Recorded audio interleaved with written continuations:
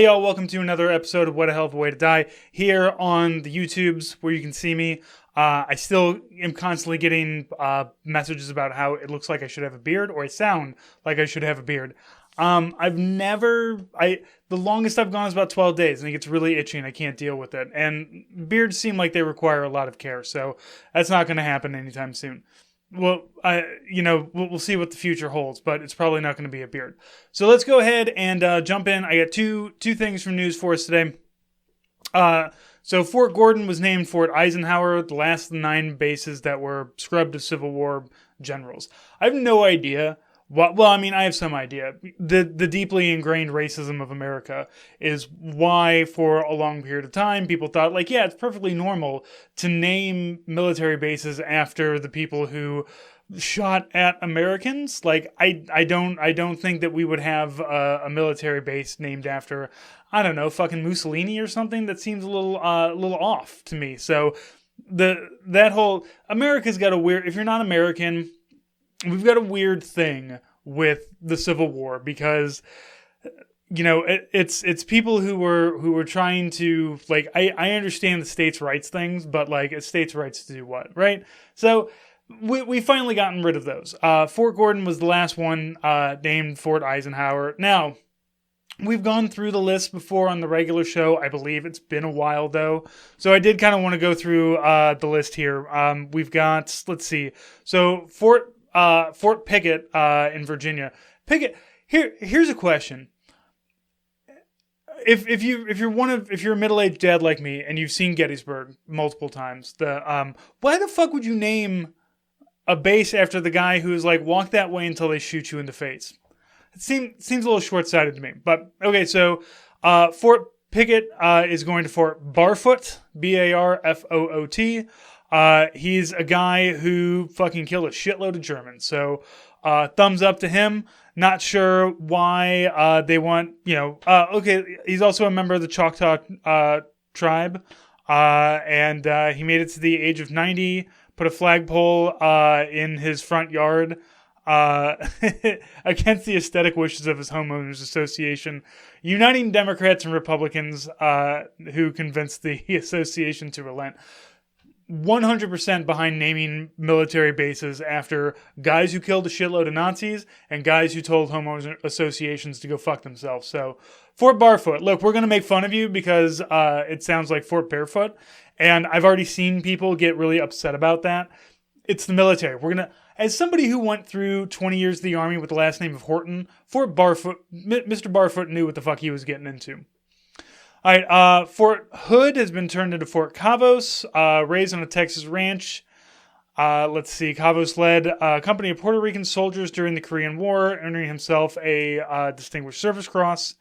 First Latino American to become a 1-star and later a 4-star general. So, hey, breaking barriers, killing Korean people, I guess. We're not going to hold the sins of the past against you. It sounds like he was an alright guy.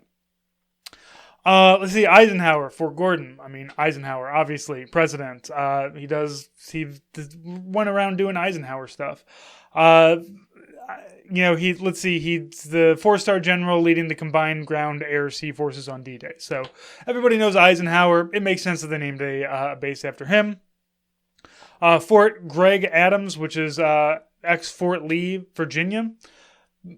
Fuck Lee, up and down. So Lieutenant General Arthur Gregg helped to desegregate the Army from the ground up when he applied for officer candidate school in 1948, later commanding a supply battalion in Vietnam. He also desegregated the Fort Lee's officer club where he held his retirement ceremony. So no better person to name a base that was formerly named after General Lee, other than a black guy who's breaking racial barriers. All right, and then Charity Adams, she was tapped to command the first unit of black women to serve in the war. They were the lifeline, delivering some 65,000 letters a day to the 7 million soldiers overseas. Gender discrimination limited her promotion to lieutenant colonel, which was the highest that she could be during the war. there's a couple cheats in here, but I understand Greg Adams, two people who were very similar in the things they did, breaking desegregation barriers and moving up the ranks as black people in the military in the 1940s, which was not an easy thing to do. It was not easy to be a black person anywhere really in 1944 if you were in America. So that's good one there. Fort Lee, fucking get him out of there. Fort Johnson, which is formerly Fort Polk, wounded by a World War I German raiding party sent to kill as many sleeping soldiers as possible. Private William Henry Johnson sounded the alarm before single-handedly fighting off some 24 raiders, included using his bolo knife at his close quarters. He was dubbed Black Death, but upon returning to Jim Crow America, then Sergeant Johnson was not awarded equal benefits as white troops. So another black man who killed a shitload of people to help America and didn't get any of that sweet benefits that the white man got at the same time. First one, I think there's only two that were named after enlisted people, which was a little bit more than I was expecting them to give the vast majority of the military, us enlisted folks. But we got Johnson, and we've got one of the other ones.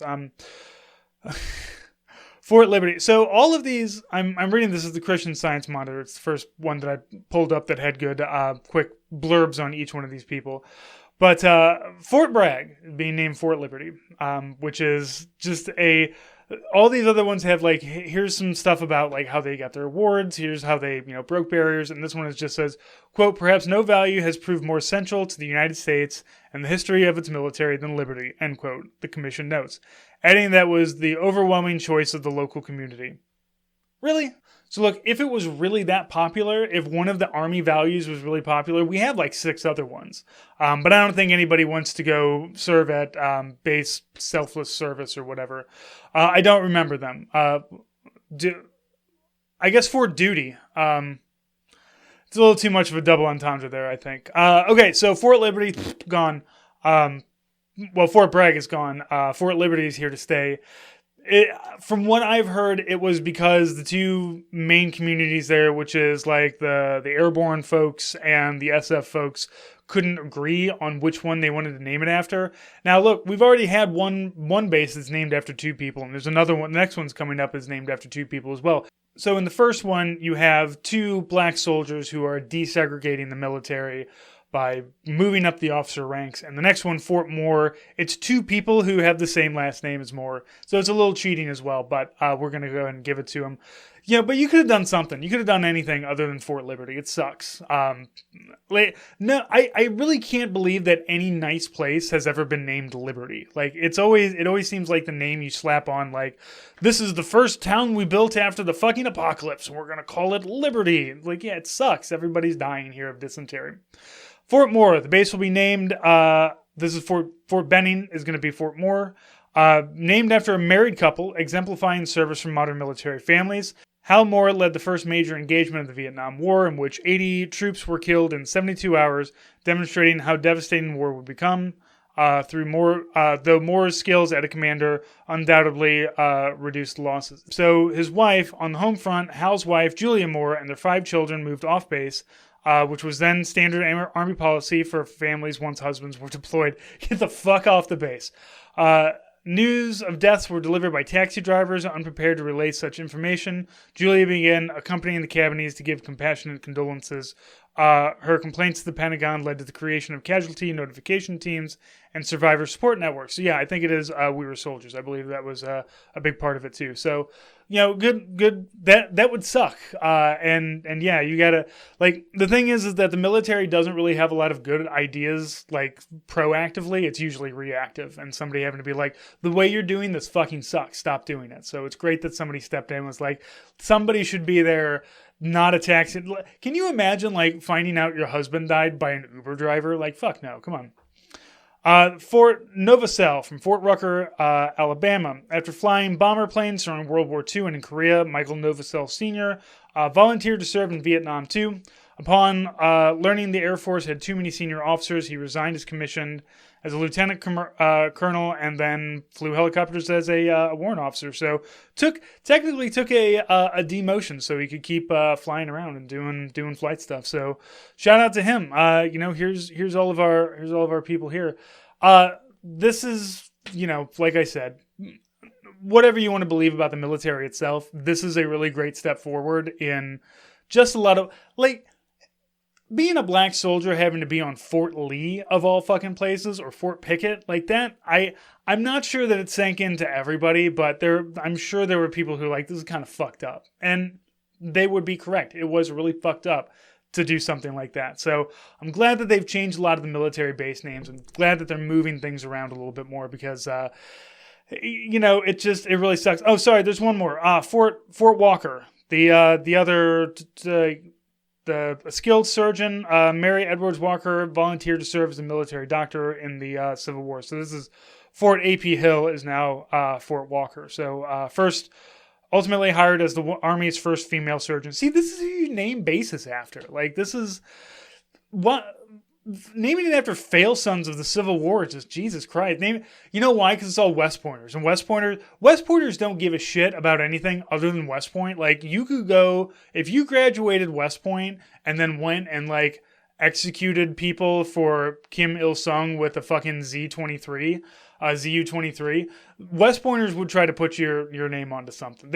You know why? Because he's a West Pointer and he's putting his skills to work of completely ethering people for no apparent reason. That's the West Point way. So great stuff there going on. So our next story, military court rules when unit group chats could get you into trouble.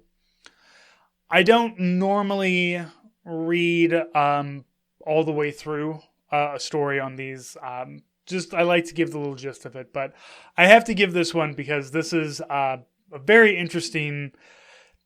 So people have asked me, how was I in the military and doing my podcast for as long as I did? For about 3 years, I was in the Army and doing the podcast. I was helped by a couple of things. One of them being, we never really said anything that subversive or off the wall. The craziest thing we've probably done is say, yes, the Army should unionize, but also that's illegal, so, whatever. But, the National Guard can if they're doing state stuff, but, we don't, let's be honest, we never really said all that much, subversive shit here. But also, I was helped by the fact that, when you're a reservist, the only time the Army gives a shit about what you're doing is your 2 days, your 1 week in a month, your 2 weeks a year. Any of the other time, you're not under UCMJ whatsoever. So it's during all this other time, it doesn't matter. Now, the handful of times that I maybe recorded during my lunch hour is probably legally a gray area on drill weekends. But also, again, nobody really gave a shit. Go back and listen to the stuff from I retired in 2020, so go back and listen to anything pre-2020. You'll see we didn't really say anything that we just kind of did what we're doing right now. But I bring all this up because there's a time when things are official military and there's times when things are not official military, and it's kind of a weird gray a weird line to find when you're talking about active duty, because reservists, I know from this day to this day, these 2 days, I am under the purview of UCMJ because I am doing Army stuff. But I know technically, I think it's at midnight, no longer under UCMJ, I can go do whatever. Now, if I went out and got shithouse drunk and drove home and got busted by the cops on a Sunday, on drill weekend Sunday, I don't think, that would not really make it back to my commander. At least it wouldn't be his thing to deal with. It would be mine, because at that point I'm back to being a civilian. It never happened. I quit drunk driving a long time ago. But there are times when it's when are you on duty, when are you off duty? So this is an entire story about when you're shit talking somebody through text, the time and the date of when you send the text matters, because if they're on duty, then you're being disrespectful. And if they're off duty, then you're just being kind of a dick, but UCMJ can't catch you. So let's go through this. This is military court rules on when unit group chats could get you into trouble. The highest military court has largely overturned the conviction of a Coast Guard chief who sent inappropriate messages to other senior enlisted members in a group text thread, a ruling that will impact how and when troops are charged for sending such content through their phones. You know, we all, when I was first in, back in my day, in the year of 2020, or the year of 2000, when everybody didn't have cell phones people had cell phones, but obviously not to where we have it now. You didn't have group chats like we have now. You didn't, you had to be professional in face to face, but you kind of tell somebody to fuck off, when, behind their back. It wasn't, or in some other meeting. But like now, all that shit, like you tell somebody, the colonel leaves and he's like, okay, there goes Colonel Dickfuck over there. And, people kind of giggle or whatever. But, like, there's no proof. There's nothing behind that the colonel's going to come back in and it's like, I saw somebody call me Colonel Dickfuck. Sir, you can't do that. So this, we're going to be finding where this line lays. Because this guy got off on a lot of stuff, but not everything.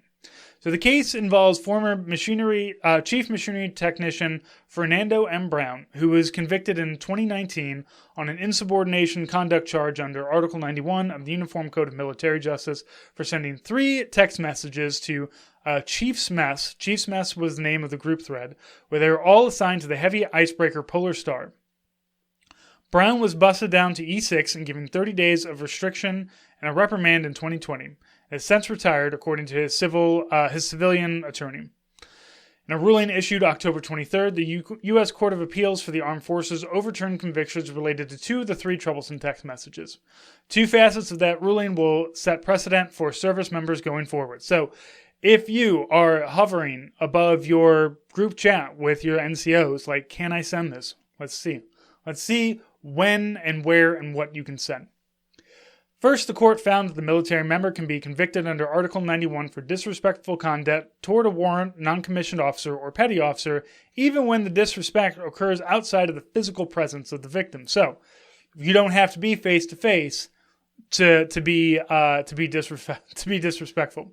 In other words, disrespect sent via text is still criminally actionable according to the court, which makes sense. I mean, just because I call you Colonel Dickfuck to your face and I send it to you in a text, both are still kind of the same thing. Secondly, troops can only be held criminally liable if they conveyed disrespectful language while the victim was, quote, in the execution of his or her office. So put another way, the victim has to have been on duty when the disrespectful language occurred. So, what does on duty mean when it comes to the active duty, though, is the question. So, but I think it's, I can abuse my NCO after he's released us, but as soon as I show up for PT, I gotta be respectful in the group chat again. Now, of course, that does not mean that my NCO won't fucking come and stomp my brains out for being disrespectful in the group chat outside of his time, because that's an NCO's right, is to fuck you up for being an asshole. That's kind of their whole thing, really. So, the only one of Brown's convictions not overturned involved a text Brown sent to the Chief's Mess group that showed, quote, a crude drawing of male genitalia, end quote, on the photo of a chief referred to only in the records as JD. Chief JD was working down in dry dock when Brown sent the message and was therefore doing his job when the infraction occurred, according to the ruler. So, if he had just waited until JD was off duty and then sent a crude drawing of male genitalia, then that would have been fine. And, I mean, is that like even... Who hasn't done that in the army? Like, Iraq and Afghanistan was covered in crude drawings of male genitalia, and we all took pictures of that shit, and we sent it to each other. Because, hell yeah, it's funny. Like, the artistical work of dicks all over Iraq and Afghanistan was incredible. And I'm not, it's not weird to be like, oh... the Romans did it. Like, as they excavate Pompeii, they constantly find more dick pictures. Because that's how you told somebody to fuck off. We drew a big dick on them and said, fuck this guy. Eat a dick. Very simple, but in Roman. I don't know how to say it in Latin. Barely know how to say anything in English. So, Chafe, but in the appeals court, threw out the other 2 instances where Brown sent inappropriate messages to the Chief's Mess thread because the chief and senior chief victims were not on the job when Brown sent the messages. In one instance, see, you could have just ended it there, but no. In one instance, Brown sent a picture that, quote, depicted a scantily clad man, end quote, to the chief's mess thread after a senior chief petty officer identified only as KB missed the chief's call. Quote, found out why KB missed the chief's call, end quote, Brown wrote according to the appeals court. So Brown sent the message at 7:39 p.m. outside of regular duty hours. So you get the go-ahead on them. The third message that got Brown involved, a high school yearbook photo of another unit chief identified as SC that Brown sent to the group. Quote, voted most likely to steal your bitch, Brown wrote with the photo. See, this is all stuff that I would send. Like, this is just, I'm glad we're laying down the rules, I guess, but I don't know. Well, the chief SC who identifies as lesbian was off duty and on convalescent leave when Brown sent the pic, and she later testified that the incident embarrassed her according to court records. Okay, let's be very clear about this. You got to make sure that it's okay for you to do this stuff before you just start doing it. Like, when I say that I've done these things, I've done that to like the group chat that I'm in now with some Army people. Like, I wasn't sending those in like official communications. You know, it's you gotta make sure that, because while yes, it's funny, it's and maybe the intent wasn't to hurt people. What actually happened was that people were pissed, and it got this guy in trouble. So, you know, be sure and keep stuff, I guess, outside of the realm of work hours, really, but also official channels. Like, have a side chat with somebody. You know, every group chat has like 5 side chats of people shit talking the group chat. So it's perfectly normal to just have that one guy that you send your funny memes to. Send it to that guy. Who's not gonna dime you out. You're gonna be fine. All right, the court also found that the government failed to introduce evidence that Senior Chief KB and Chief SC were on duty when Brown sent the text. The appeals court has ordered lower courts to reassess Brown's sentence. But they have not been notified as to when those proceedings will go through. All right, so let's be honest here. It's all funny, but really this is all also very terrible harassment, especially if people are probably telling you not to do this. These are all E7s, so they're all E7s, E8s. There's a group chat with a bunch of older people who've been around the Navy for a while. I'm sure this guy kind of felt like maybe he was like, yeah, I'm comfortable with these guys. I can make jokes with them. But maybe you can't, and you really shouldn't, test those kinds of waters with large groups of people unless, like, you know those people. Like, I'm not going to tell you that it's okay, but obviously we all have, like, every group chat has a side group chat that maybe shit talks on the main group chat, but it has fewer people, maybe 1 or 2 people that share things back and forth, because you can kind of shit talk them, but you can be very cordial with them in the main group. So that's really what you should be doing. You need to find your guy that you can send these memes to, and then they reply with a LOL. Don't send them to the group chat. Don't send big pictures of crudely drawn male genitalia to your Navy chat group, especially when you're all on the same boat. Like, that seems not well thought out, because you got to see each other every day. So don't harass people. I will say I'm one of those people who does not have that, like, oh well, things were better back in my day when we could abuse people and be racist. It wasn't, and I'm glad that people feel the opportunity to speak up. I'm glad they feel comfortable. Like, that is the big thing that's happening now, is people feel comfortable to say what you're saying is fucked up and you need to stop it. I don't know if anybody told this guy to stop it. Probably, more than likely. And then if he didn't, then yeah, that's a problem. I feel like probably somebody did, because you don't get to being kicked out. You don't get to reduction in rank just out of nowhere. Like, there's usually a catalyst, and more than likely this guy had been told a couple times, cut the shit out, and he didn't cut the shit out. So now we got what we're going through now. And these are like kind of technicality loopholes, but you're still a dick for like doing these things. You're still a dick for disrespecting all of your fellow people in this group chat.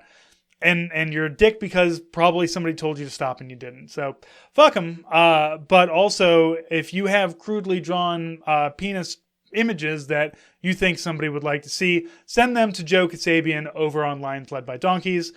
He is a fine art connoisseur. I think he'll really enjoy those. All right, so here's kind of a breakdown of what I've been watching, reading, playing this past week. It's been a busy week, and the next week is going to be really busy too.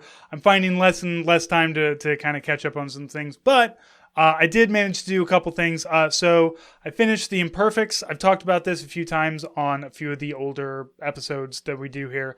I finally finished it. It was a 10 episode arc.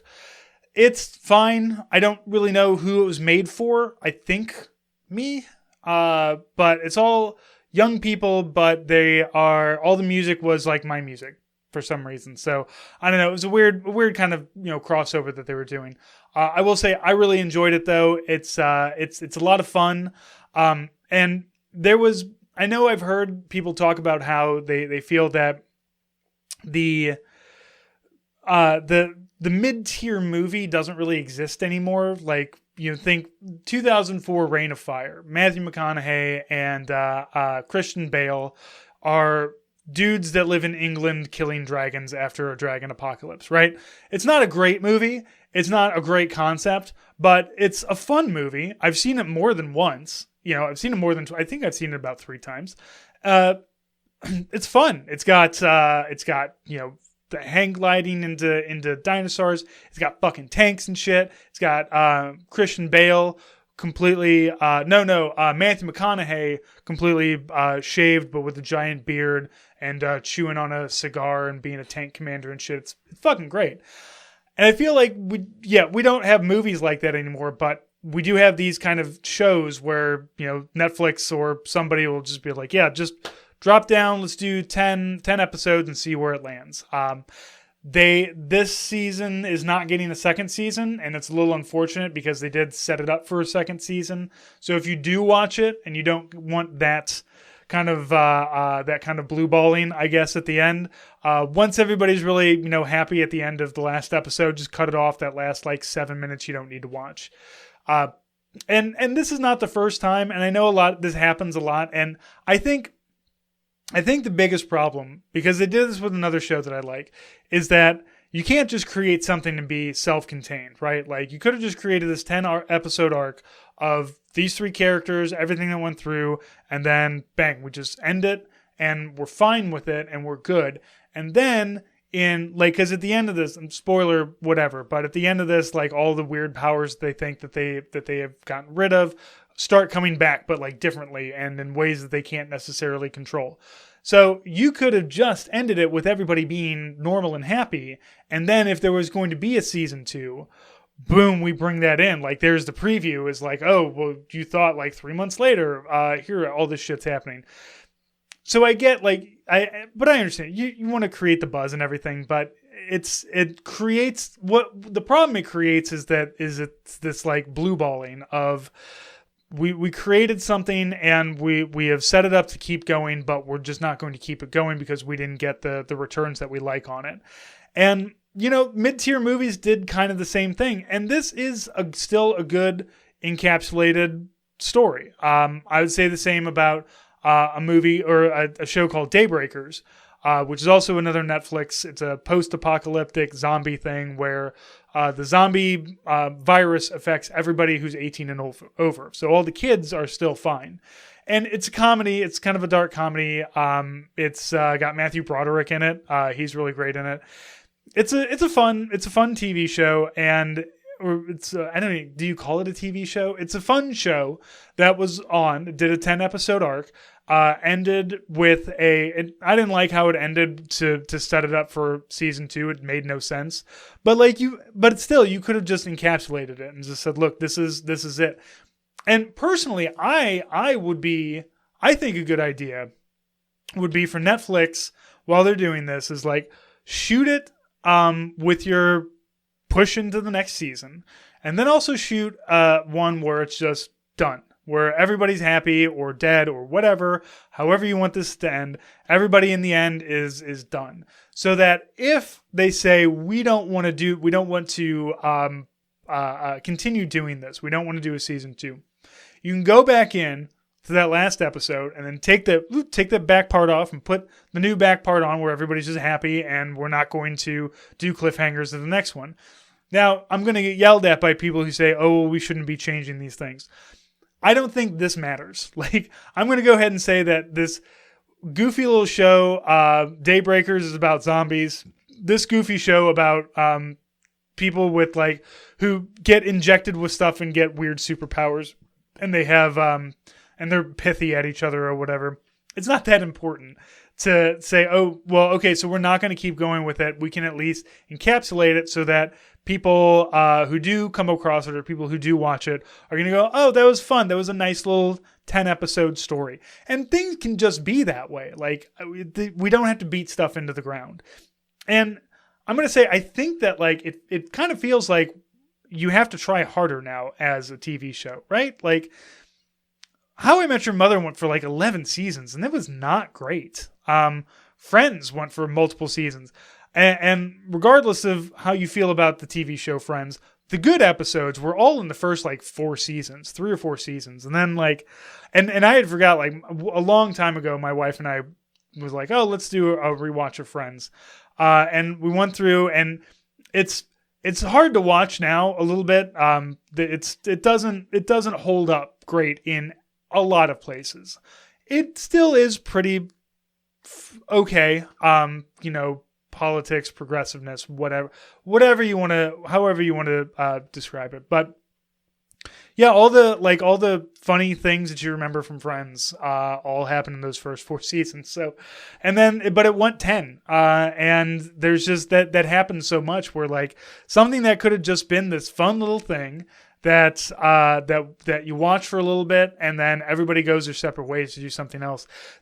With Friends, with How I Met Your Mother, with Big Bang Theory, with stuff like that, it's just they make too much money because they're in syndication. And syndication money is, your grandmother's, it's your grandma's fault for watching it. Like, you don't blame anybody else but your grandmas who are still watching regular TV shows. Now, I have watched all of Big Bang Theory. I think it's fine. Parts of it are pretty good. I'm going to get yelled at for that too, but fuck off. I'm 40. I can enjoy terrible shit. Tears of the Kingdom. I did not really like Breath of the Wild very much. It felt like it was lacking. So when Tears of the Kingdom came out, I didn't pick it up because a lot of people said, well, it's kind of like Breath of the Wild, but it's like Breath of the Wild in, that it has the weapon, degradation, and it's still the same kind of overlay map, and it's still, finding towers to go up in the towers to unlock the map.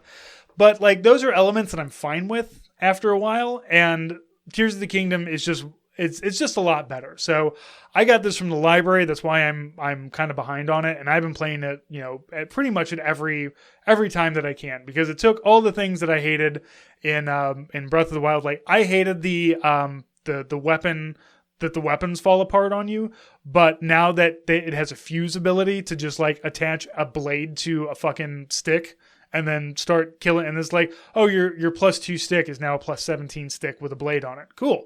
That's all that I ever wanted out of the last one. That's, all these fucking sticks lying around. Now I can pick them up and attach fucking serrated edges to them and kill everybody. So I don't do a lot of video game reviews because I don't play a lot of video games, and that's not, that is just a time thing. Take a look at me now on a Monday night doing a podcast episode instead of playing video games, because this is, there's other things I got going on, but I have been cramming as much Tears of the Kingdom in as I can.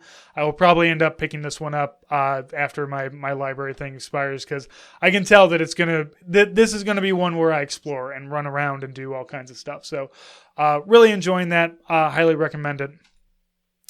And then finally, so this didn't go into the news section because it's not really military news, but this was an interesting story that I came across from the Missouri Independent about Knoll, Missouri, which is a place that had one of the Tyson chicken plants, and the plant closed, and now all the workers have to be scattered to the wind.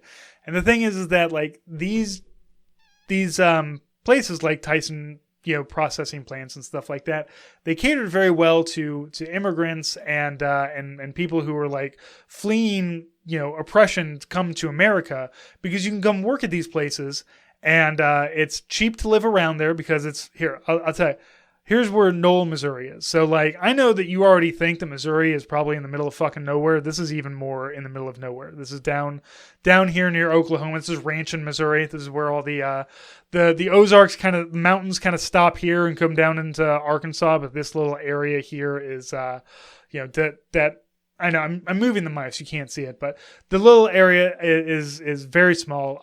It's a great spot though. I love that. That's just like such a hidden gem of Missouri.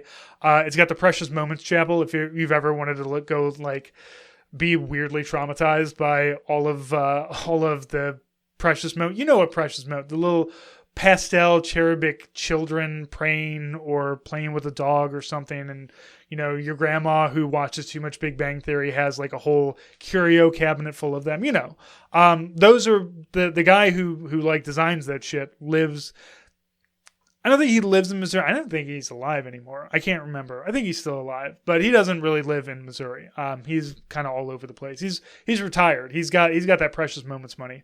Another great thing down there is there was a steakhouse that my wife and I went to that was attached to a rodeo kind of. I don't know what a rodeo arena is. An arena. I don't know. But like not. I've been to professional bull riding, which goes on at a concert, a stadium where also 2 days from now Taylor Swift will play there, and then there'll be monster truck rally in a week or something.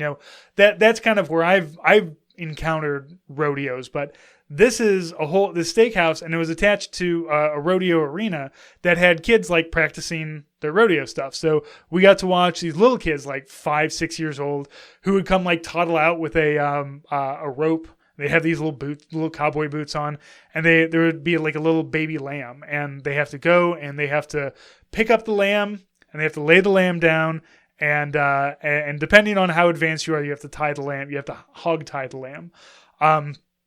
Again, these are 6-year-olds, 5, 6, 7-year-olds.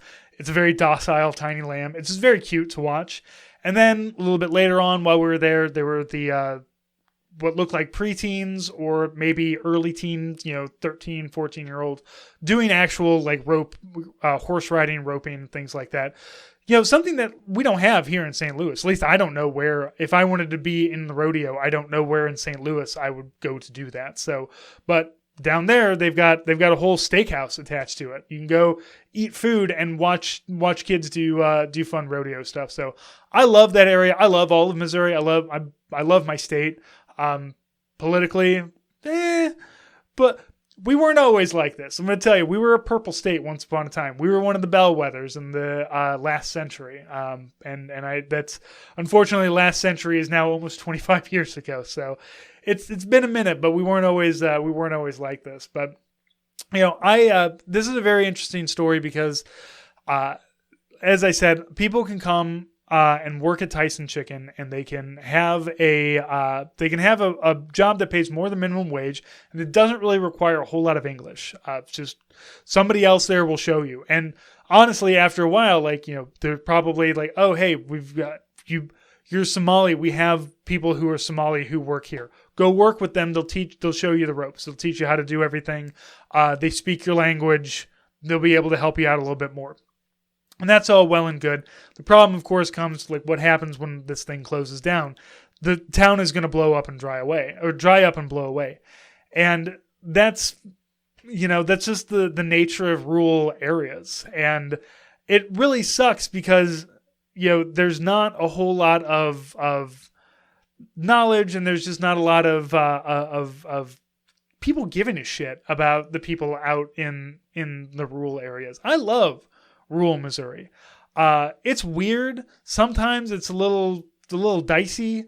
But for the most part, it's full of great people who, maybe they have some political opinions I don't agree with. And certainly the more genocidal ones can go fuck off. But for the most part, when I go down there, especially because I am people are socialists and they don't realize they're socialist, you sit down with a bunch of old farts from fucking Nowheresville, Missouri, southern Missouri somewhere, and sit around and you just be like, boy, wouldn't it be great if you weren't constantly having to pay a shit ton of money for your medical expenses out of pocket?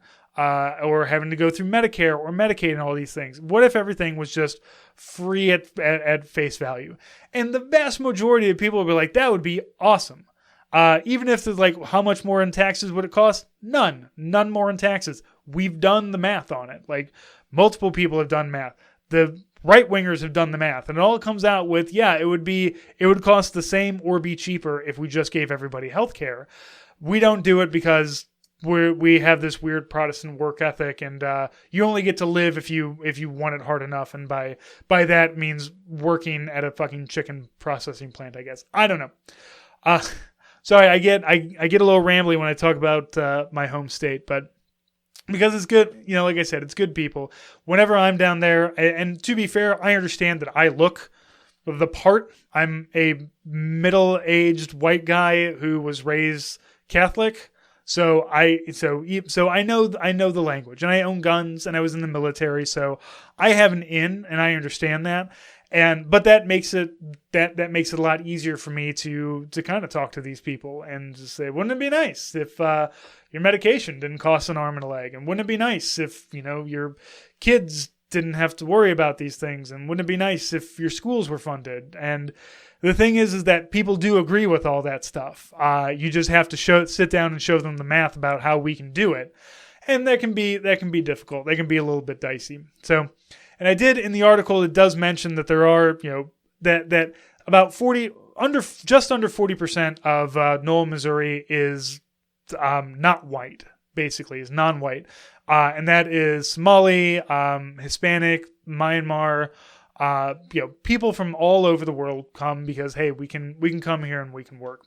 So what does the future hold for Noel, Missouri? I don't know. If you read the article, it does mention that there's a small portion of the immigrants should all leave. Like, that's like fucking a town of 2,000, 40% of people leaving is a huge blow. And shops are going to close.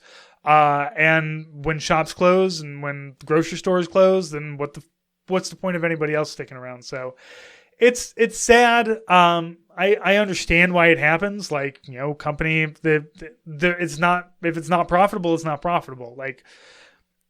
Tyson Chicken got to make a buck too, I suppose. It doesn't per the article, it doesn't feel like this is some kind of malicious or, it just does sound like we just don't need to operate this many, and this was on the chopping block. So it's very unfortunate. Read the article and be a little bit more aware of the rural areas of your state if you're an American, because they're good areas. They're full of good people that probably are just not getting spoken to. Nobody is reaching out to them to say, what do you need? What can we do for you? How can we make things better for you? Because nobody gives a shit about the rural areas. It's just, people care about the city. That's where all the money comes from. That's where all the money goes. And unfortunately, it means a lot of people get left out. So check that out. That article link will be down in the show notes for you.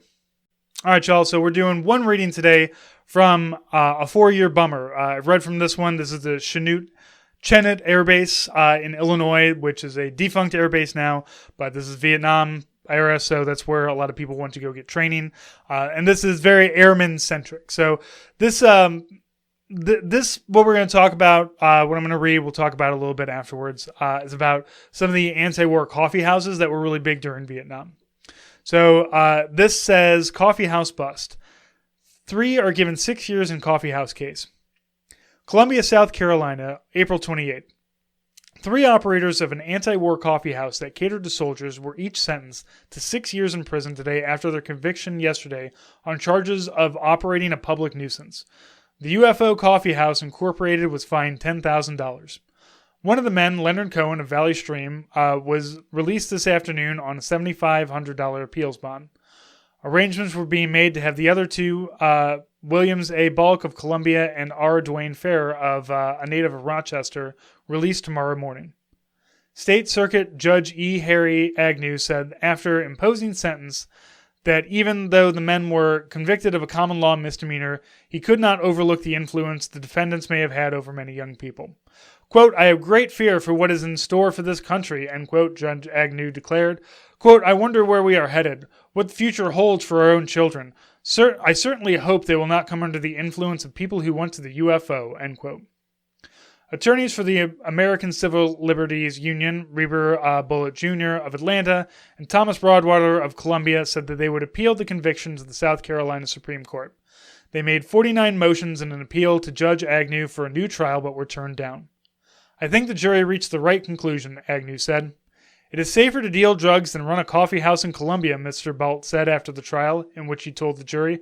They were on trial because they're unpopular. They don't like the way they look and what they say. It's a political trial.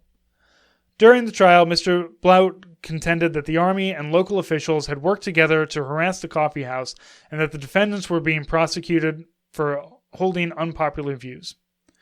The coffee house was a popular gathering place for more than 2 years for Army recruits stationed outside nearby Fort Jackson. Opposition to the Vietnam War frequently was discussed. A jury of 8 women, 4 of them Negroes, and 4 white men deliberated for just over an hour yesterday after the 10-day trial. The prosecutor, John Ford, called the UFO a cesspool of evil, and that's from the New York Times. So these coffee houses, the UFO is one of the more popular ones in Carolina, but there were a lot of them also up and down the Western Seaboard, where a lot of the military, obviously the naval bases, marine bases, all that were kind of based in California. And if you want to learn more about them, there's a great book called Dangerous Grounds by David Parsons that you can pick up. But these coffee houses were really big for the anti-war movement because it was a place you could come, anybody could come, regardless of age, and you could sit down, you could get a cup of coffee, and you could talk anti-war stuff. It was a place where people felt comfortable speaking their mind about the war and their part in it because they are being drafted and going to war, and it sucks. So, but keep in mind though, these guys were sentenced for creating a nuisance. Like, they didn't do anything wrong. They didn't do anything illegal, technically. Like, they created a nuisance, but they were just operating on the free speech. And this is 50 years ago. This is not some far distant path. Now, they didn't serve the 6 years. It sounded like there was some kind of back channel stuff that went on where, look, for all the appeals that are going to come through, it's going to be easier to just, do a couple years of probation. But they banished them from the state. Like, you have to leave the state and you are not allowed to come back, which is one of the more fucked things that I've ever heard for for punishment for somebody. I don't know. I've never heard of banishment, but that's kind of wild. But these coffee houses existed all over the place, and this was just one of the many ones that ended up getting shut down. UFO was very popular, and I know I believe that it's part of the. I talked with David years ago about it, and I'm wanting to bring him on for another anti-war Vietnam project. So take a look more into some of the coffee houses. Unfortunately, no traces of the UFO really exist anymore. I found an article, not really an article, but a South Carolina law review of the UFO that was written. It was done in 1995 that goes through the prosecution and everything. Very obviously was a political thing. These people were sent to prison because they said unpopular things about the war. And, as things really get fucking froggy in Israel and the Gaza Strip, we see the same thing happening where you speak out about, like, stop killing everybody, and if you're saying it about the wrong side, that's going to be a problem. And for all the free speech loving that people claim, that free speech goes out the window as soon as you say some shit that they don't agree with, and like shit that they think is wrong. And if you're wrong, then they want to find a way to shut you up. So this is, I felt like this kind of goes well with, a lot of the current events that we have going on, and, something to keep your eyes and ears open for something like that, because it's happened before and absolutely will happen again. All right, everybody, thank you so much for watching. Thank you for listening once again. Just a quick note in the store. Jewel Tone Yip Yip bags are still in stock. Those are back up to their regular price, but my wife has been cranking them out again. So, and as always, they are limited to whatever she has worked on, whatever yarn she has gotten. She really likes making these though. And everybody loves getting them. Like it's a great Christmas present, you know. Like it's a thing that nobody really would buy for themselves necessarily, but it's a fun thing to buy for somebody else. I think. So those are $35 and handmade, and you're not going to find them anywhere else. You'll find other people make them on Etsy. My wife does them better though. She does them a lot better. So go ahead and pick those up. I'm also going to say that all of the trans gear, the Born to Claw, the Trans K47, and our Woodland trans patch, all of that is on sale, and that's going to be going, I don't know, until maybe the end of the week, maybe through next week. Proceeds, portion of the proceeds all go towards Trans Lifeline. I've been donating to them on a regular basis since having these made. All of these are designed by people who follow me or who know me, who are also transgender, and come up with these goofy ideas along with me, and then I make them happen somehow. So all of that is for sale in the store. Soviet pins are on sale as well because I'm trying to clear stock out, so I have an excuse to buy more because I fucking love doing it, and I love putting them together in little packets. So I've always had the blind bags, but I am also curating bags as well. So you can find some of those online. I do one bag. I put them up in the store. If you get it, you get it. If somebody else gets it, you'll have to wait till I get another bag put together. But the regular ones, where it's the blind bag, those are $8. You get 4 or 5 pins in each one of those. All Cold War era, post World War II, pre-collapse of Soviet Union, and kind of everything in between. Every once in a while, I found some German ones in there too, the West German DDR ones. So that's all for sale. That's all in the store. All the links to everything that we've talked about are down for you to take a look at. If you've got anything that you think that you might want to add, if you think you might be a good person to come on the show to talk to, I've got a lot of great interviews that I've done, and I've got some people that I'm following up with, and I hopefully am going to be able to get some good stuff down with them. I'm going to be out of town for the middle, basically, of November on business trip and then family trip. So we'll see. Video updates probably will not happen during that time, just because I'm not going to take all of my good recording equipment to Texas and then to where we're going after that. So I'm not. You may have to go a week without me. But by a week without me, I mean just in this form, because I will still be putting out the regular podcast. We'll set all that stuff up. So thank you for listening. Thank you for watching, and reach out if you've got anything that you might want to add. But thank you, and we'll talk to you next week.